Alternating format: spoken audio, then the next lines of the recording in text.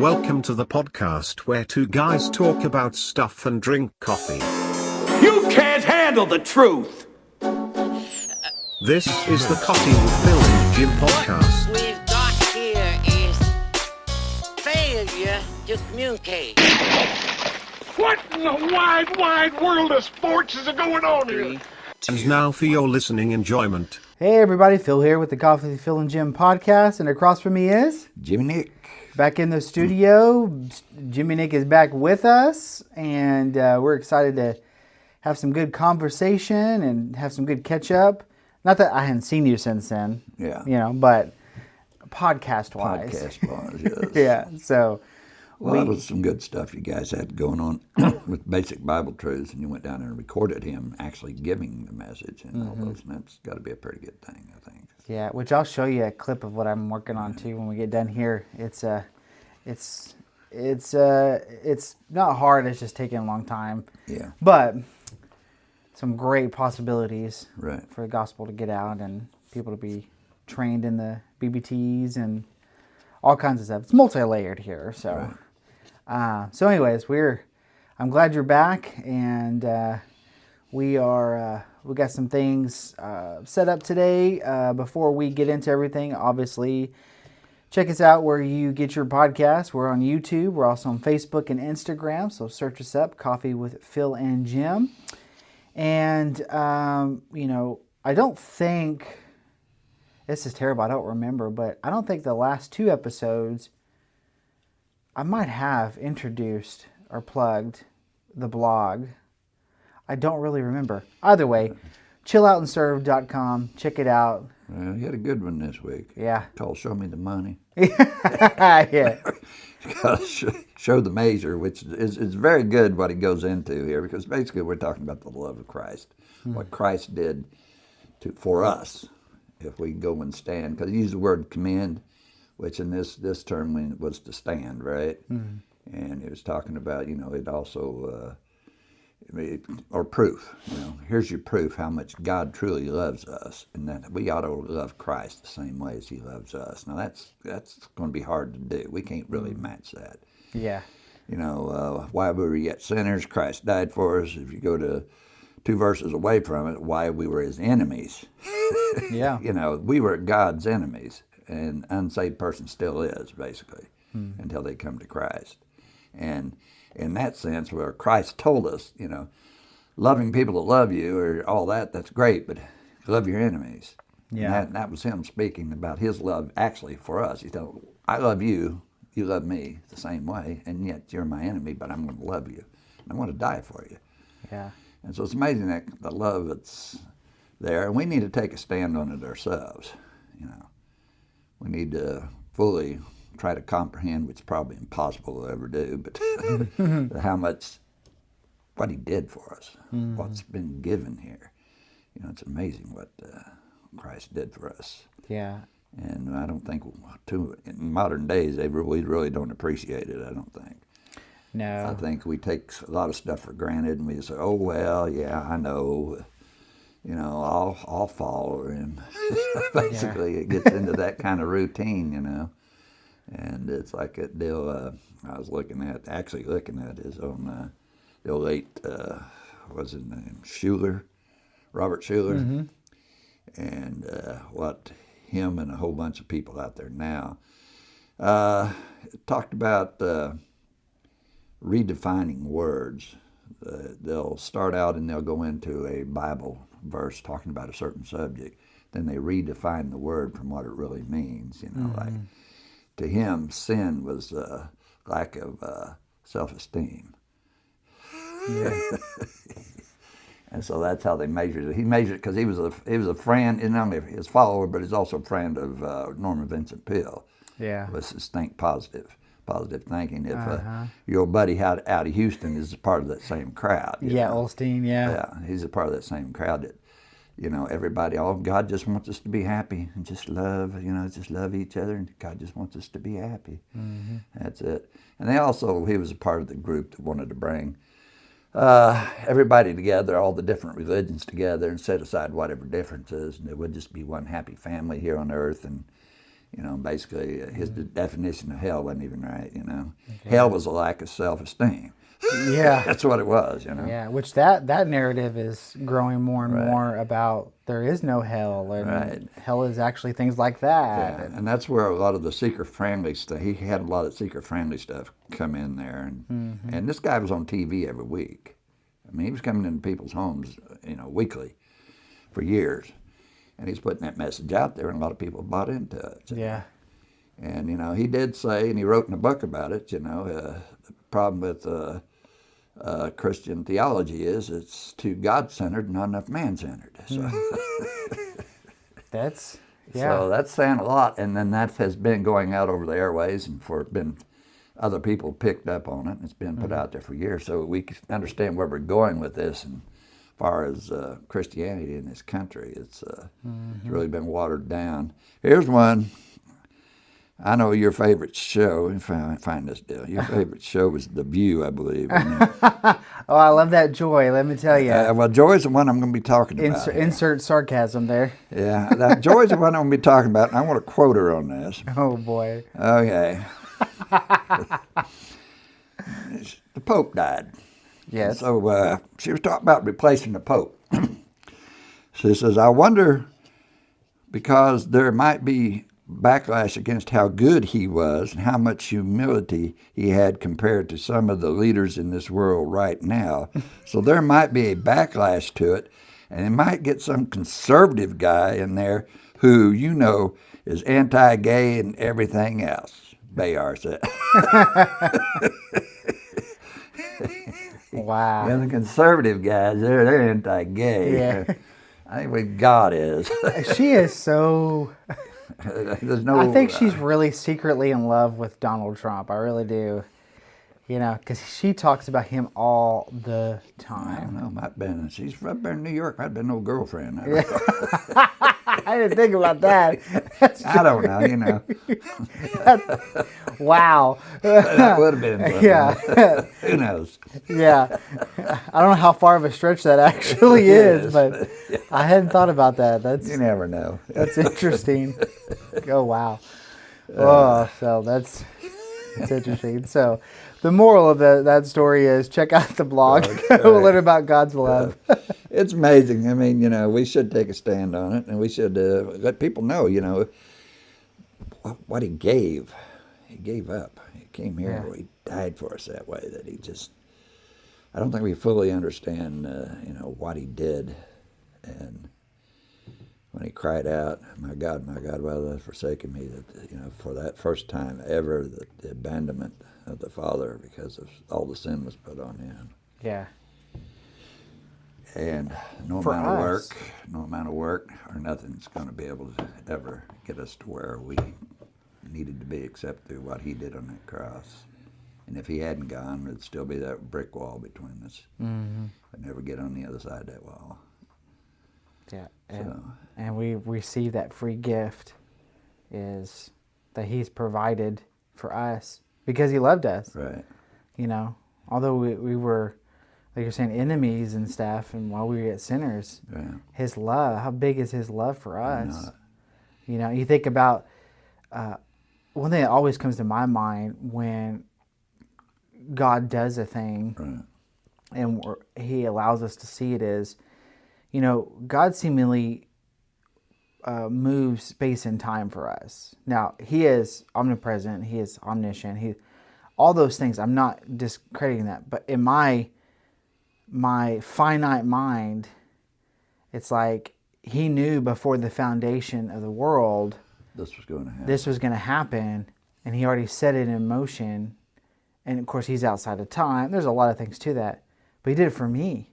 Right. You know, even for my salvation. And I'm sure you could testify to this. Right. That moment of, wow, he chased me. Right. He came, you know. You wanted me. Yeah. Me. Why me? Yeah, exactly.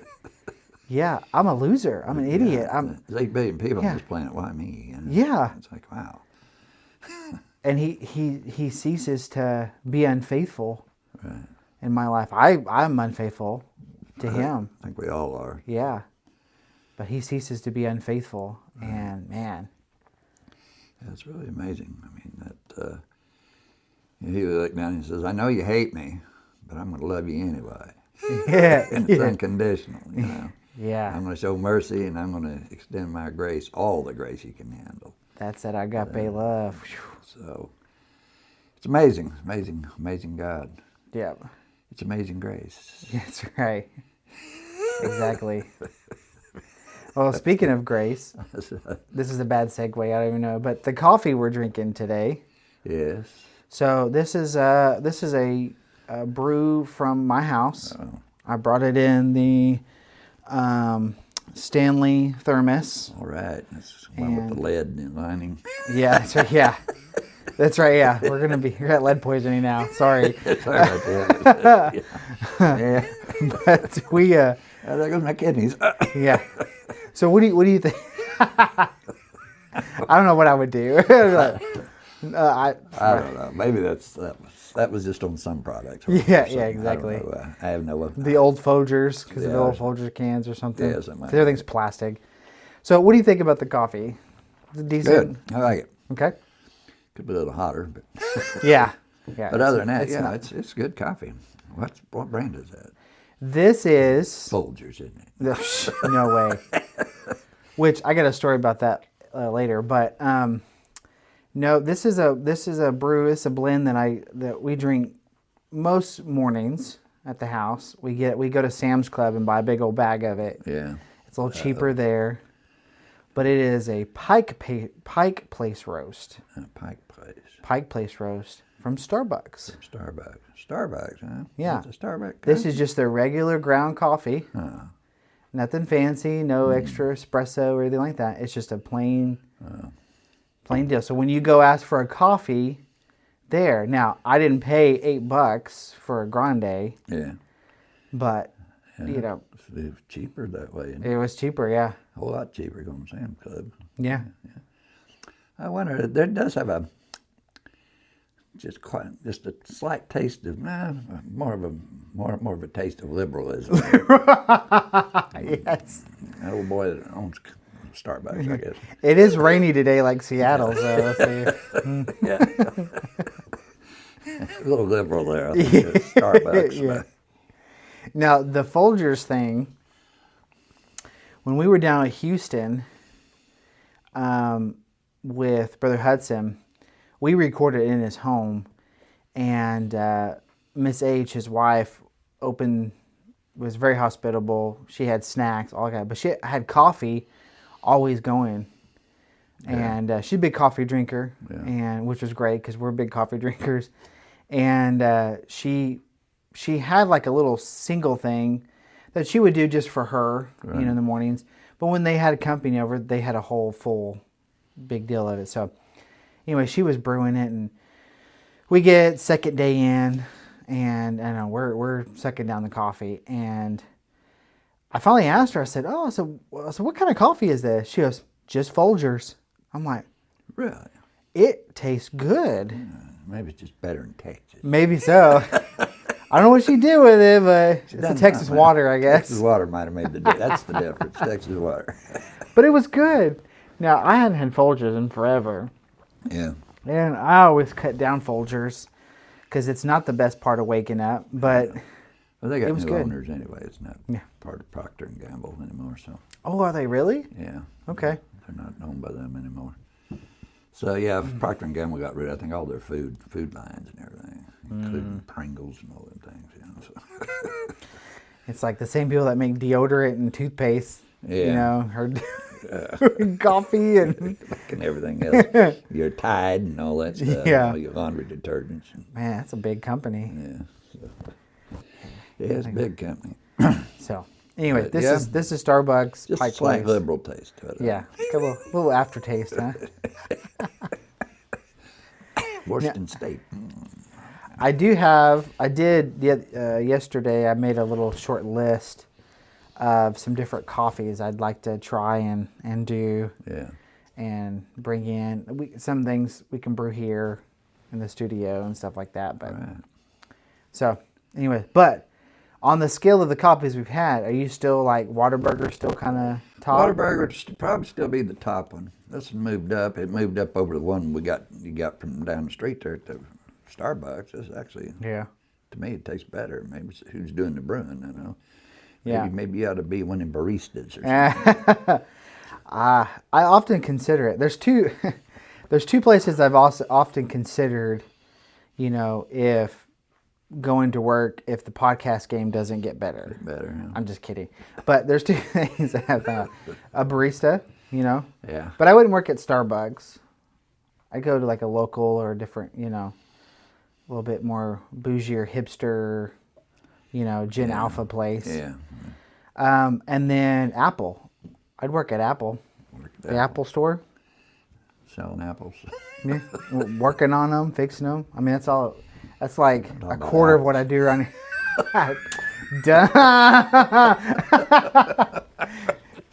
We got Cosmics. We got Granny Smiths. We got. You want red? You want green? I actually saw part of a movie where the family had a candy apple store. That's all they sold. It's like Just candy apples? how you gonna make a living off that? Wow. It's really a fantasy movie. Yeah, no kidding. It's like your overhead alone. Even Right. that stuff. People are coming in, you know, lined up around the block wanting an apple. And a candy apple. Nobody was.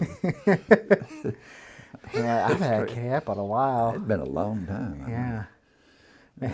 Candy apple. Come to the candy apple store. What else you got? How much are they? $20. What? right. That's how they can stay afloat. That's about it. Yeah, we'd pay $20 for an apple. Boutique candy All apples. right, yeah, that might work. That's how you sell it. Probably would if you just made it real chic. Like, you know, people, ooh, I gotta have one of those. Yeah. And like one of those atmospheres where they got like indie music playing in the background and bamboo tables and Yeah. you know they have poetry nights. That'd work. Yeah, yeah.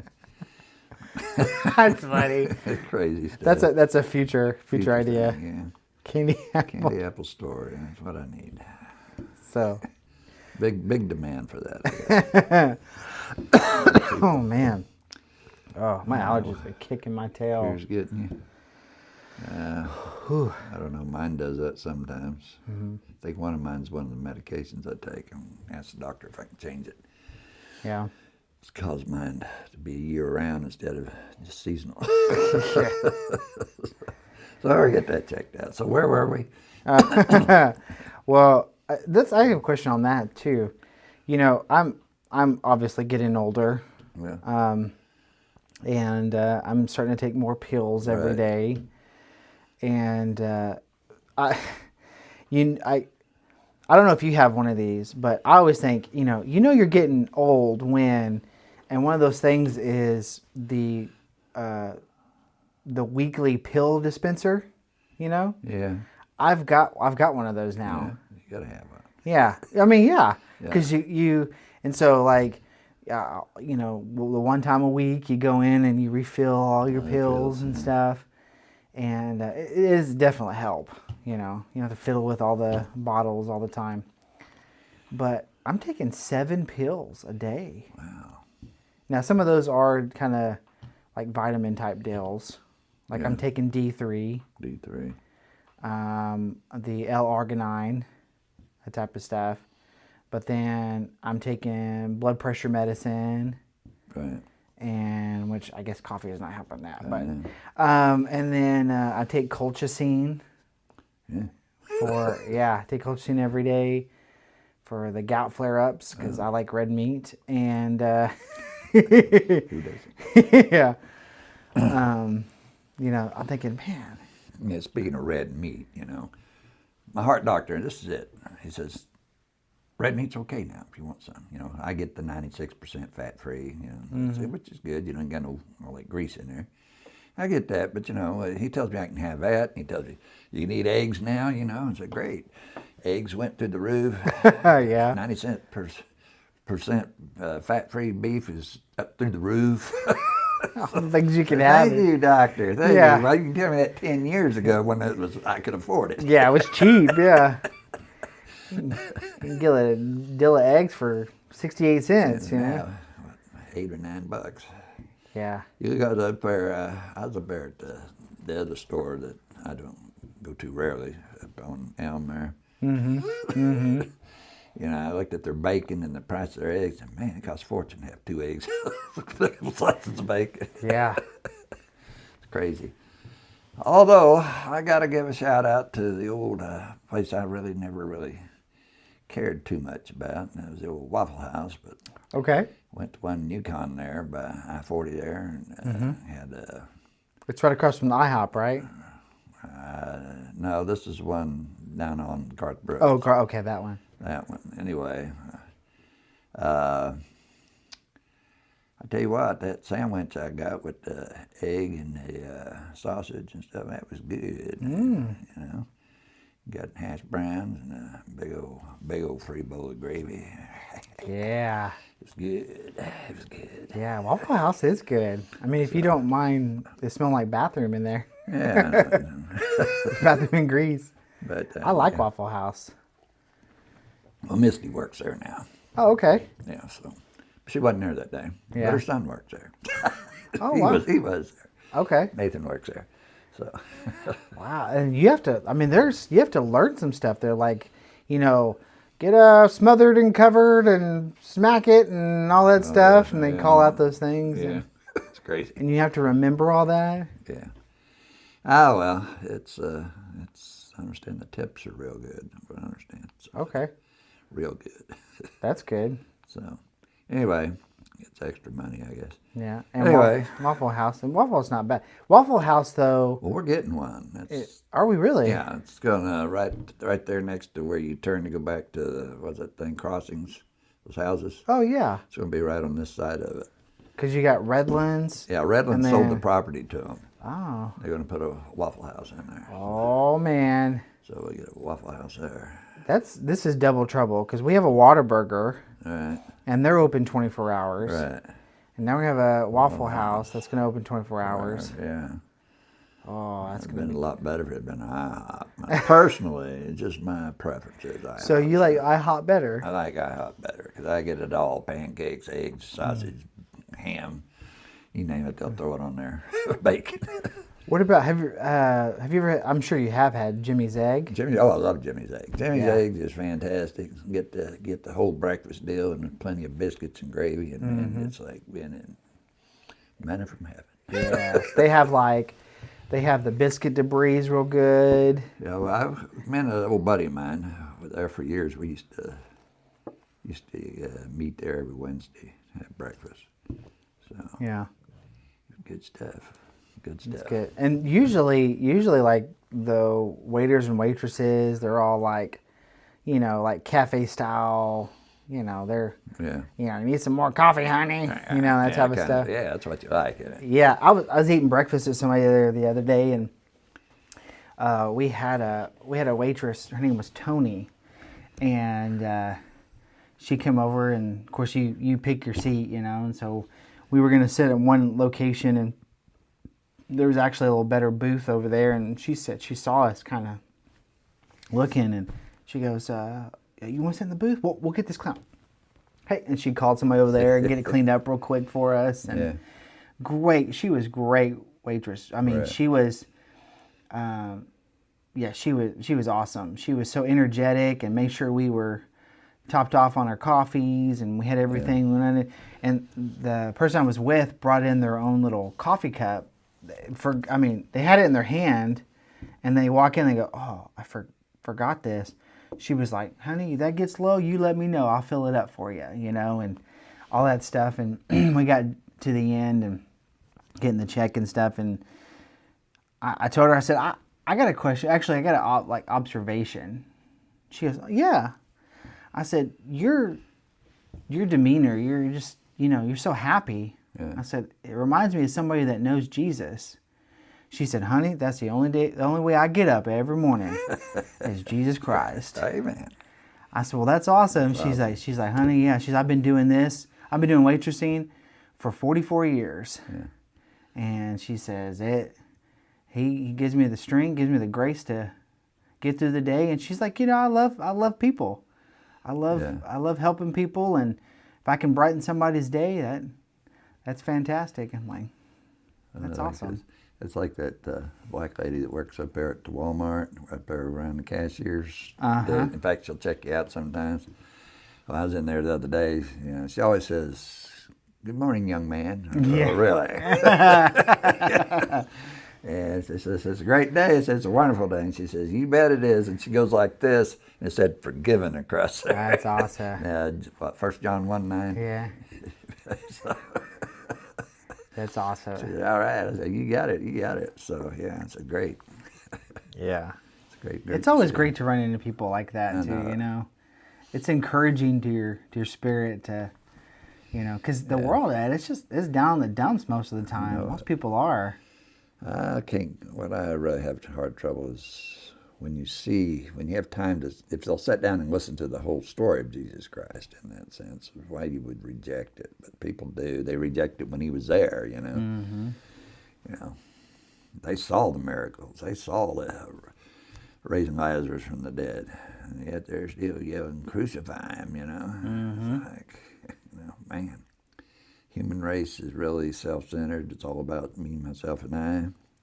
It's about what I can get out of the world. I want to be my own God. I want to run my own life. I want to do all that stuff. And some people just don't want to give anything up. Yeah. And you gotta deny self, take up your cross, and follow him. That's what he says. That's the prerequisites. You had to do that. His main deal from the start with the apostles was always follow me, follow me, follow me, follow me, all throughout the thing. Follow me, And you don't.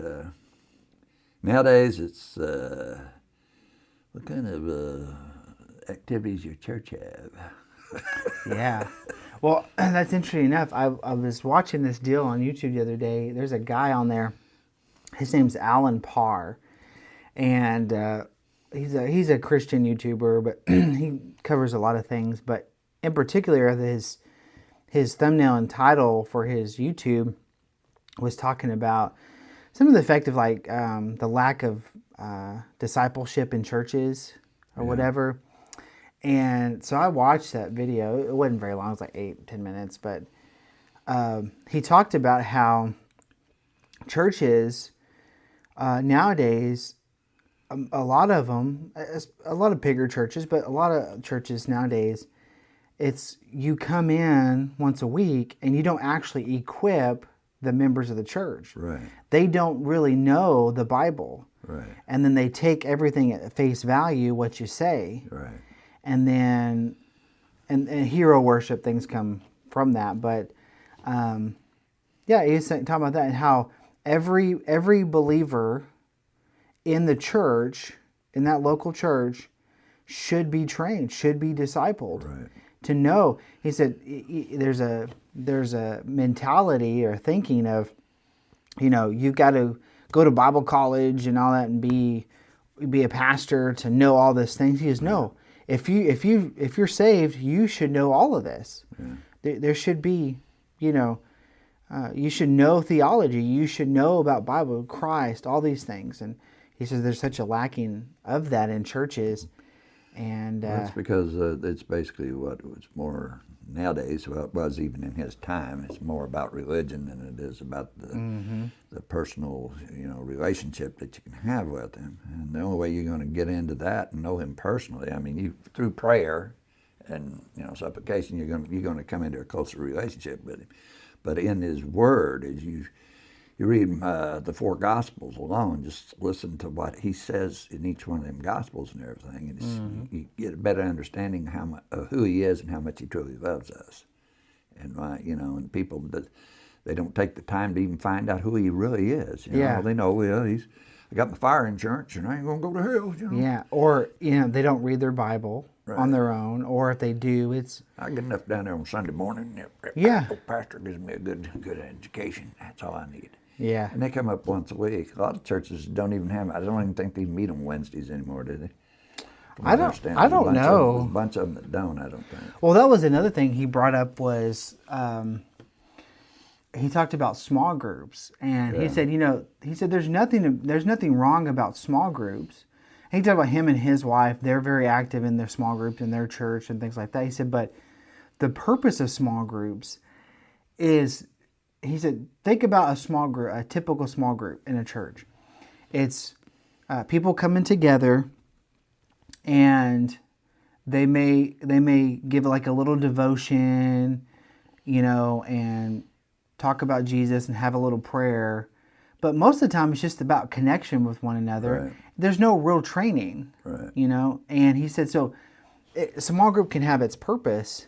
But he said, you remember back in the day when you have a Sunday school, and Sunday school you were taught, theology. You were taught, these things that were bedrock Right.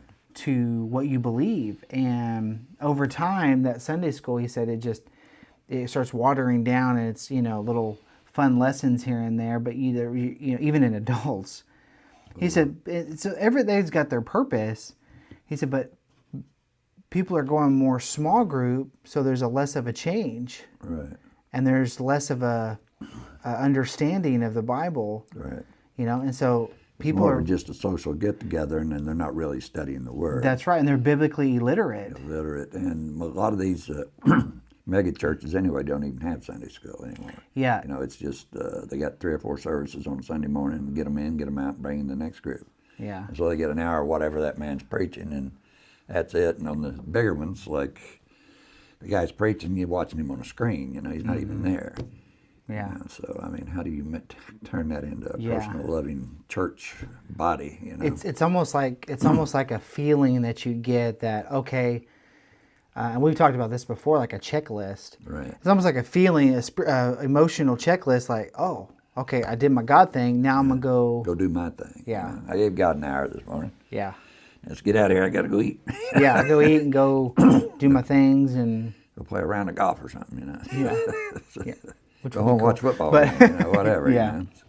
Yeah, it's one of those things. That's the and obviously we don't. I mean, around here we get all kinds of training and all kinds of information, and we get notes, and we get if we literally have any kind of question, we can ask our pastor, and he'll just not give us an answer. He'll walk us through it. He'll that type of stuff. But who's even asking? Who's even digging to where you can get a question? Yeah. And there can be a process to that, I think, of growing, obviously, but Right. the Bible, the truth is our source. It's got the answers. Yeah, it's true. I mean, that group I'm in on Monday nights, we getting down to it, the basics on this, what we're studying in there, and we're taking our time on it, and Jason's doing a good job with it. Yeah, we're getting through it. I'm surprised, though, is how the young kids there, like Rosalind, you take like that film we watched a couple of weeks ago, Yeah. here, not this past Monday, the Monday before, she basically explained the whole thing to us. When she was asked about it, it's like, wow, that girl got it. Yeah. Yeah, we've got some kids that come over our house and for commands and stuff, and we're having a discussion, and they're like on point. Talking and or even recapping, going, okay, we talked about this, whatever, and they're like, whoa, it's this. You're like, they got it. Yeah. And that's so encouraging, because at that age, Right. if you continue growing that, what are they going to be like when they're our age? I know it, man. It's amazing. Yeah. She actually contributes a lot each week, basically a little bit each time. So Yeah. it's amazing. I mean, they are paying attention, and they're listening, and they're learning. So that's an amazing thing to see. So anyway, we don't want any dead air out here, do we? So what do you got on your mind here? Well, I was going to say, let's wrap up here a little bit. You looking for a tune? Yeah, I've got something prepped. Do you have something? I don't know. Probably they'll play the El Reno song. Well, let me play something. This is This is what's funny. You got that old El Reno song by Mel Travis from back in the day. Yeah. There's another one that's out there. It's called Rudolfo El Reno.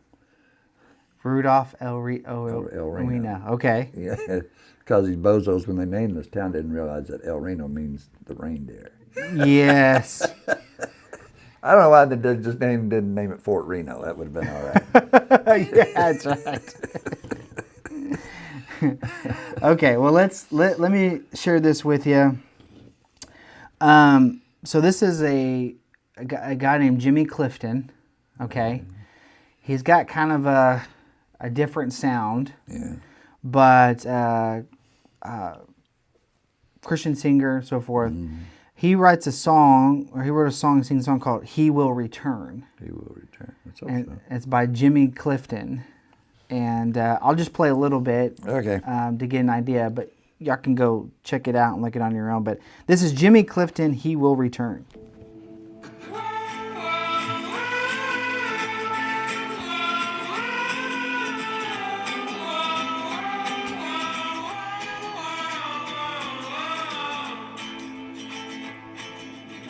This evil world is getting worse. They want our children and our eyes. Oh, fathers, wake up, see the worst. And stop believing in them lies. This world is home to a scoffer. He's the one who holds their hearts. The devil's making them an offer. And the Antichrist will play the cards. Oh, brace yourself, my fellow brothers, and stand upon the word of God. Many have forgotten he will return to call his bride. So be prepared and wearing white. Teach your children and your wives. Don't be asleep when he arrives. Okay, so that was Jimmy Clifton, "He Will Return." All right, and then found it here. All right. All right, this is Jimmy Nick. And this is Phil. Adios. Felix.